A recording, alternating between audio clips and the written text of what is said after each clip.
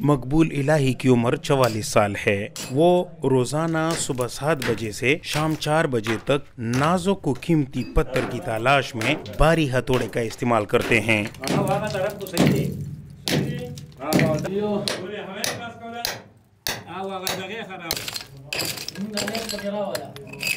हम तकरीबन 20-15 साल से यही काम कर रहे हैं टोपास का।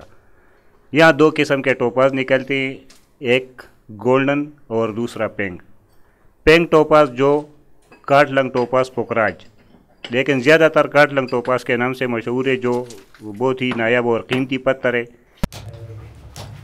80 से तकरीबन 100 फुट तक की इस गहरी सुरंग में कई दीगर सुरंगें भी बनाई गई हैं। टेक्नोलॉजी की इस जदीद दौर में कदीम तरीके से कीमती पत्थर सही सलामत तलाश करना कदरे मुश्किल काम है। पता इसका तो नहीं चलता है कि कहाँ एक किस जगह पे आते हैं ये पत्थर, ये पोखराज हफ्ते बाद आते हैं, महीने बाद आते हैं। ऐसा होता है कि साल भर भी नहीं आते हैं, बस काम कर रहे हैं और साल भर भी नहीं आते। यही तो इसकी खूबी है। इस सुरंग से बमुश्किल चंद गज के फासले पर ये मजदूर ड्रिल मशीन से एक और सुरंग बना रहे हैं। इसमें बारूद से धमाका किया जाता है।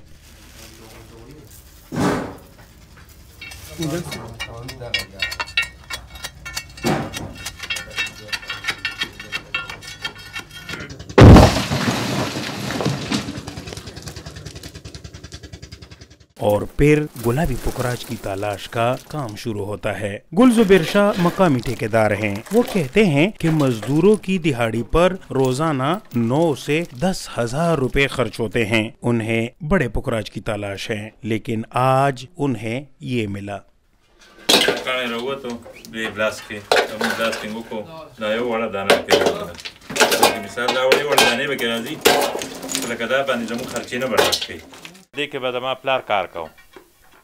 यहाँ मेरे वालिद साहब काम करते थे। फिर गवर्नमेंट ने जेम्सटोन नामी कंपनी को ठेका दिया और उन्होंने यहाँ खुदाई शुरू की। फिर यहाँ खुदाई बंद हुई और फिर दोबारा से ठेके पर दे दिया गया और अब हम हिस्सेदारी की बुनियाद पर ठेकेदार के साथ काम कर रहे हैं। और इस पत्थर से लगाव है क्योंकि मार्केट में इस पत्थर से ही हमारी पहचान है।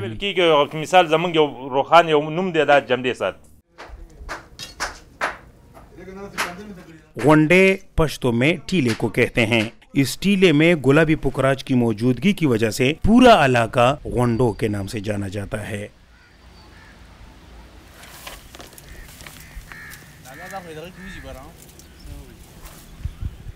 ये सब्ज पर्दा इसलिए लगाया गया है ताकि पोखराज की तलाश में मसरूफ मजदूरों से पहाड़ी के दामन में बनाए गए घरों का पर्दा रहे।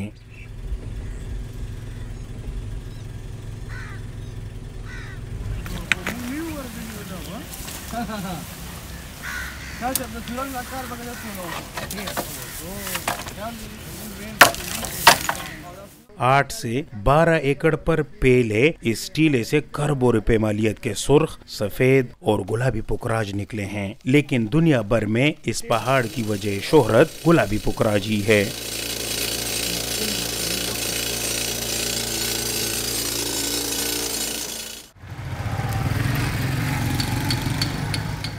मुसन्निफ शाह वंडो का रिहायशी हैं। वो कहते हैं कि उनका खानदान 1940 से जेम्सटोन और खासकर गुलाबी पोखराज का डीलर रहा है।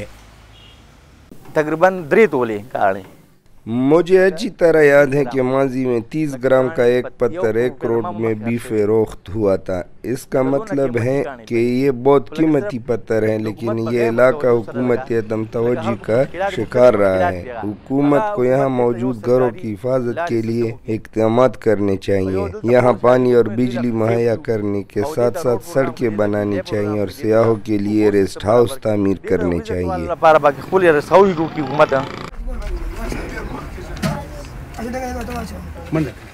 वसाइल और सहूलियात के फुकदान के बावजूद मकामी जमींदार महमूद शाह खुश हैं।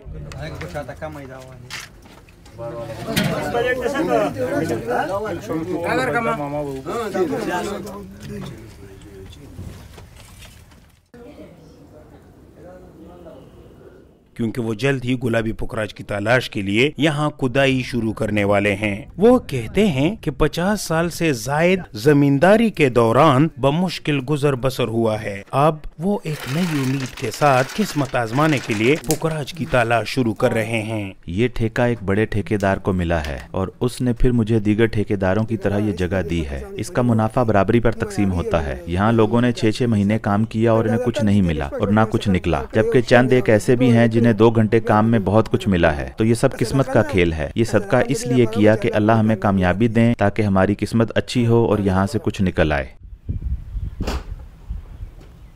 मादनियाती तौर से जरखेज इस इलाके की पसमानदगी की वजह पूछी तो मकामी लोगों ने नाम जाहिर न करने की शर्त पर बताया कि उन्हें हुकूमत से शिकवा है कि ज्यादातर टीके आला ओहदों पर फाइज हुकूमती एहलकारों के रिश्तेदार और दोस्तों को दिए जाते हैं, जो बाद में मकामी लोगों को बहुत ही कम मुनाफे पर ठेका देते हैं। TW ने मकामी लोगों के शिकवे के बारे में जब एक हुकूमती एहलकार से मौक़िफ़ जानने की कोशिश की तो उन्होंने बात करने से माजरत कर ली। DW के लिए मर्दान से मुदस्सर शाह।